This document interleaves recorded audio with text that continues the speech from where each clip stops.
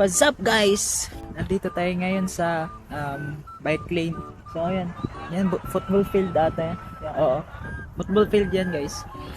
Ayan, kasama ko si Giant 15 Pro Max natin. Malupit nito kasi araw-araw. Ito yung kasama ko pagpasok ng trabaho. Asahan ko yan kahit saan akong mapunta, kasama ko yan.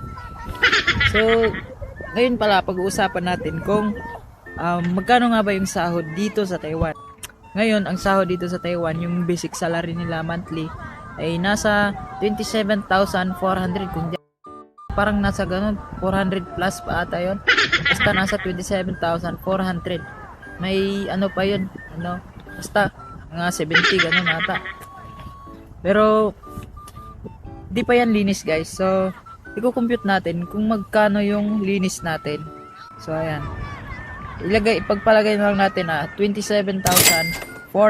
So i-compute natin kung magkano yung magiging malinis na sahod natin. So 27,400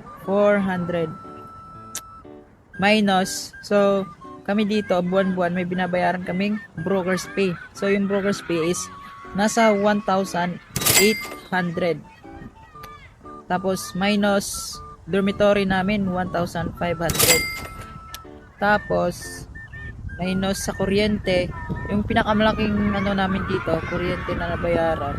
Hindi naman siya buwan-buwan, bali kada dalawang buwan siya binabayaran. Pero yung pinakamalaki kong ano dito encounter na bayad ng kuryente namin is nasa 2,000 kada isang tao. 2,000. So hatiin na lang natin, lagay natin 1,000. So, minus natin pa sa ano pa ba? Health insurance namin, lagay na lang natin nasa 500 estimated ko. So ano, monthly tax, so estimate na din natin nasa 1,500. So yung linis natin is 21,100. So may 21,100 tayo guys na linis. So i-convert natin yan sa piso. So i-times natin sa yung palitan ngayon is nasa 1.78 ata guys. Hindi kasi siya hindi siya consistent na parehas yung palitan, minsan bababa, minsan tataas. So yan ngayon nasa 1.78, so i-times natin. Equals, so yung pera natin sa piso is nasa 37,558. So ayun guys, so thank you sa panonood guys. Yun lang muna for today's video, and huwag kalimutan ipusuan tong video natin guys, baka naman.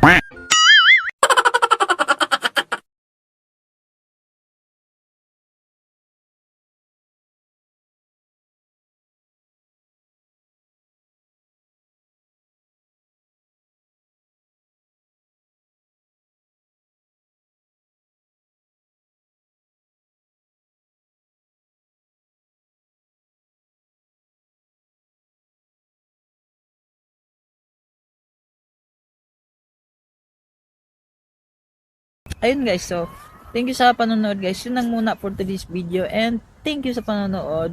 So huwag nyo naman kalimutan ipusuan tong video natin guys, baka naman. So yan na muna guys.